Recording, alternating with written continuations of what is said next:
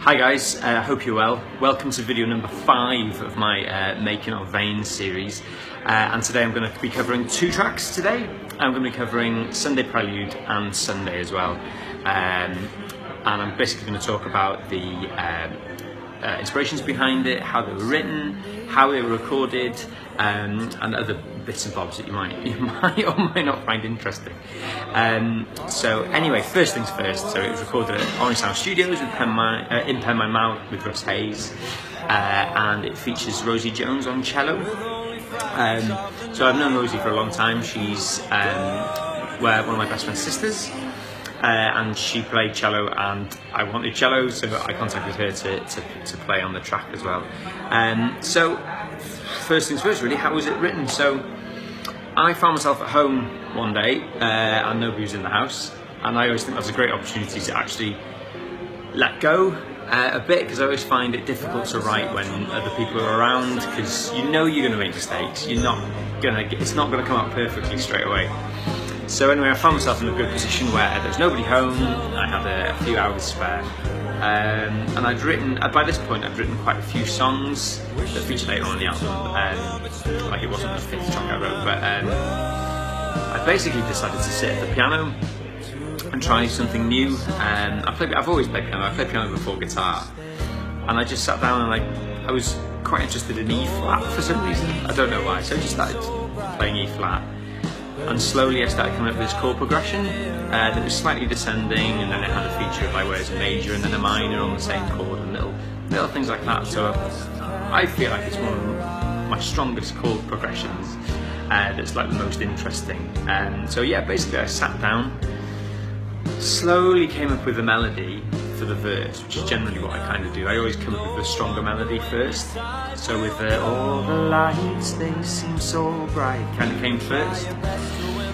And slowly I tried to wonder what that was about.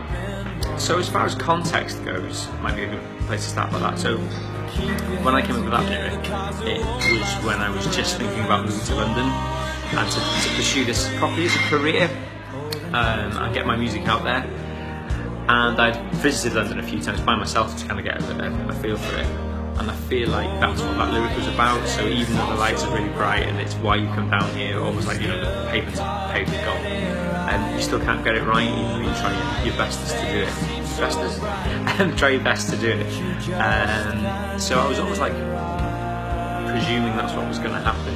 But then it's also a metaphor for like anything in life, you know, like everything seems so bright and like all fantastic and shiny, but you just still can't, you're not quite where you want to be.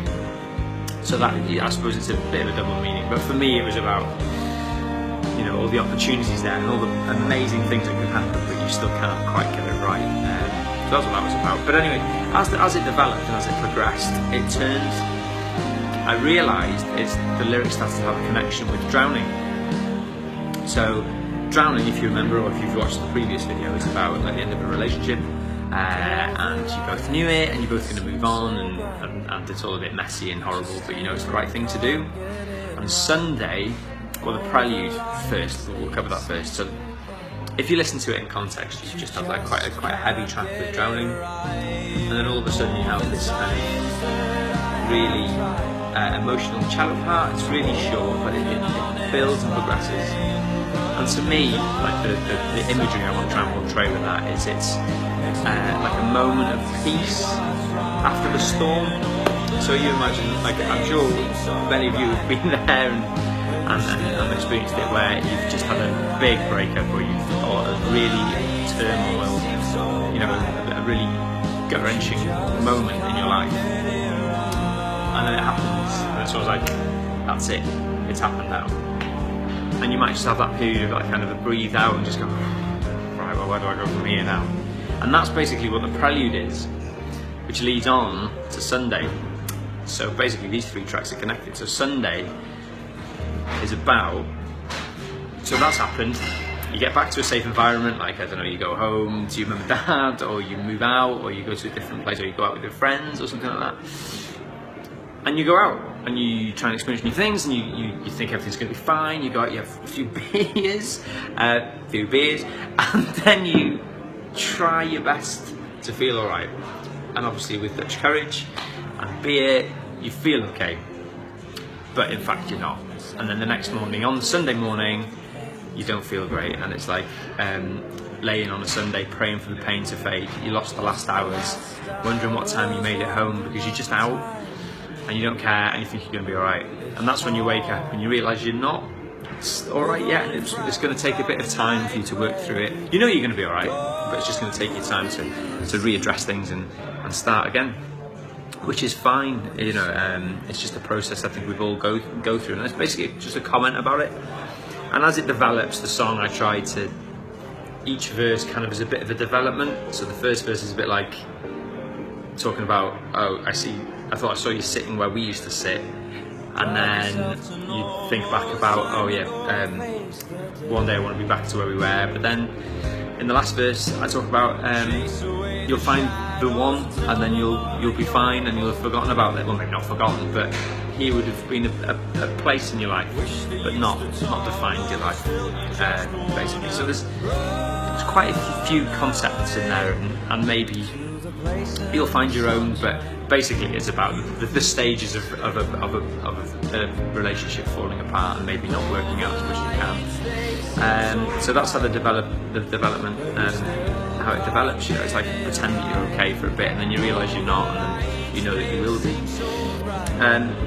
So anyway, yeah. So basically, that's track. That's that track. I'm trying to think if there's anything else I've written down on here that you might think that's interesting. Oh yeah. So like the line at the end.